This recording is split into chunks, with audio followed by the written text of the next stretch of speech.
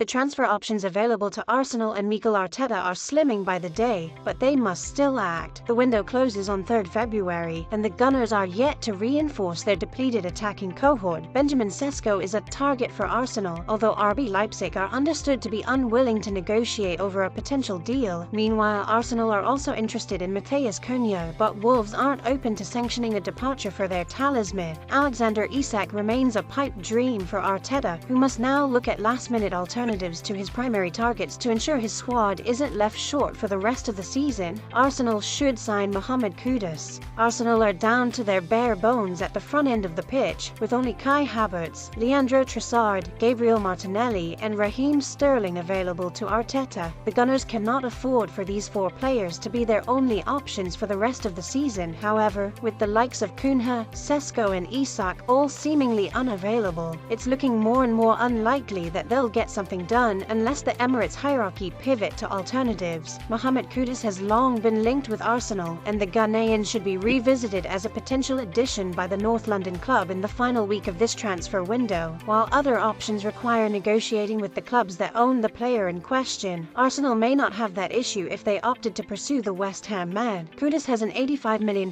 release clause, which comes into effect in the summer. However, with West Ham resigned to a mid-table finish this season as they attempt to rebuild under Graham Potter, Arsenal could test the Irons' resolve with a bid in the region of his imminent release clause. An offer of this magnitude would surely be too difficult to turn down, particularly with no guarantees that suitors will match it come the summer. Thus, Kudus represents a realistic acquisition for Arsenal this month, while he also certainly has the ability and a set of attributes that make him suited to Arteta's team. Why is Mohamed Kudus a good fit for Arsenal? Arsenal are arguably short out wide and down the middle, so identifying someone who can fill all 3 positions up front would be sensible. Kudus has been deployed on the left and right for West Ham, while he also operated as a striker for Ajax on several occasions. This versatility would be hugely beneficial to Arsenal, although the most appealing aspect of the potential deal is his dribbling ability. Martinelli and Trossard are both struggling to beat their man consistently, which is making Arteta's side predictable in the final third.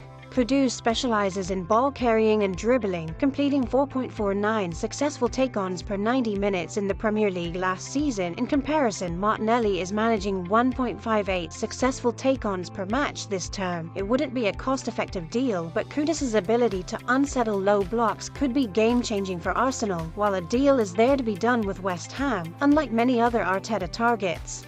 The final week of the January transfer window is approaching, and Arsenal still has plenty of work to do to strengthen the squad. So far, the Gunners have not confirmed any new signings, although some players have leapt on permanent transfers or loans. For Mikel Arteta, the need for some reinforcements is clear, especially in the attacking department where injuries are starting to take their toll on Arsenal. A potential deal is on the table in the coming days, involving a young prodigy who is also being targeted by Premier League rivals Manchester City and Manchester United. Arsenal has been linked with the transfer of Sverre Nypan, the highly rated Norwegian prodigy. The Gunners seem keen on securing the young midfielder both for the future and for the current squad situation. However, they are not alone in their interest, as Manchester City and Manchester United are also keeping an eye on the Rosenborg star. Nypan was spotted at the Etihad Stadium during Manchester City's match against Chelsea, having flown to England to watch the game. According to VG, Nypan was invited by his compatriot Erling Haaland, but he apparently isn't about to join him at City. Instead, the report states that Arsenal is well ahead in the race to sign the young prodigy, with plans to close the deal this month. January is the perfect time for Arsenal to secure Nypan's transfer. It's rare for many big deals to be completed in January, but it makes a lot of sense for Arsenal to lock down Nypan now. The 18-year-old will likely be in even higher demand in the summer when rival teams see his PSR deadline approach. The timing also works well for Nypan, as the Norwegian football calendar is currently at the end of a season and entering the next. This would mean a clean break from Rosenborg rather than a mid-season move in the summer as would be expected. For Arsenal, this adds the ability to sign a young player who can start playing immediately and contribute significantly for the remainder of the season.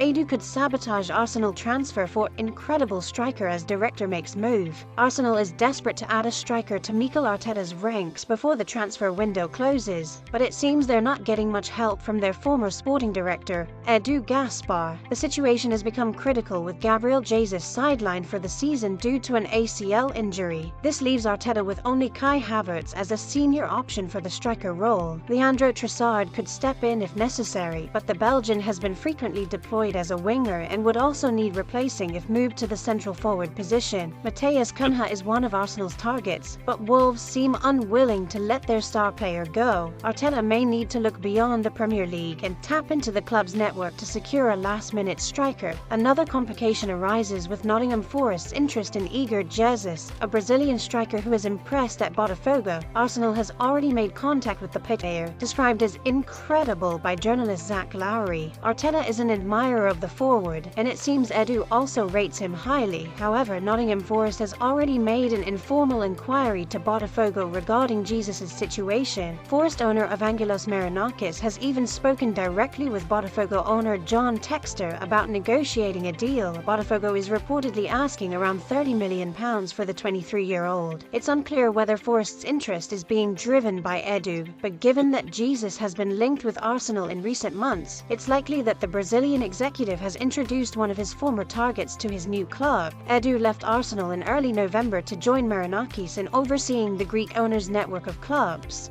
Arsenal shouldn't target Jesus anyway. While Jesus looks a promising talent, Arsenal should look elsewhere for a striker. The Botafogo man was playing in the UAE Pro League until last year and thus doesn't have the requisite experience to justify the Gunners forking out a significant fee for him whilst they're in a title race. Arsenal need a striker who will guarantee goals in the Premier League and is either entering their prime or in it. They cannot afford to add another developmental player to their squad when they're looking to win major honours right now. Premier League proven options such as Matheus Cunha and Alexander Isak, although much more expensive, represent much more sensible acquisitions. What do you think about this situation? Will Arsenal manage to secure the striker they need before the transfer window closes? Time is running out.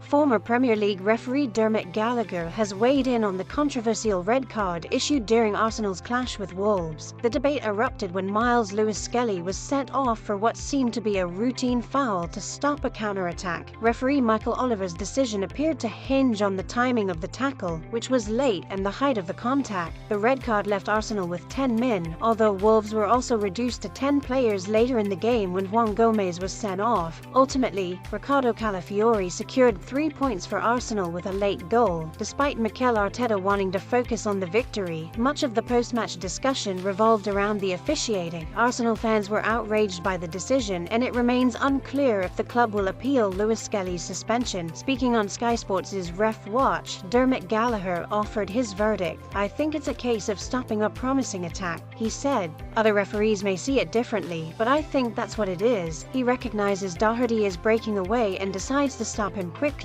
It's cynical. He trips him, but for me, a cynical foul isn't a red card. I don't think it's the worst decision in the world, as some have suggested. From Michael Oliver's position, he feels, and still feels, it's a stamp on the Achilles tendon. Referees are now instructed that a stud's first challenge on the Achilles requires a red card. Personally, I think it's a yellow for stopping a promising attack. Look at it. Is it brutal, malicious? Is it gaining intensity or speed? I don't think so." When asked why VAR didn't intervene, Gallagher said, "I can't answer that, why there was no intervention," leaving the decision open to further interpretation. While Arsenal waits to see if their appeal to overturn Miles Lewis-Skelly's suspension will be successful, the debate surrounding the red card rages on. Former referee Mike Dean has also weighed in, expressing confidence that the suspension could be overturned. Speaking to Sky Sports News immediately after Arsenal's match, Dean said, "I think they have grounds to appeal. It depends on the panel of former coaches and players who review it, and which way they lean. If they do appeal, the way coaches and players see it, I don't think any of the players would feel it was a red card. I believe they could win the appeal. I understand why the red card was given, but it could be overturned upon review." What do you think about the controversy surrounding Miles Lewis-Skelly's red card? Should it be overturned? Let us know your thoughts in the comments section below. Well folks, those were the main news for today. If you enjoyed the video and want to stay updated on everything happening with our beloved team, you know what to do. Subscribe to the channel now and hit the bell icon so you don't miss any updates. Thanks for joining us, and until the next video.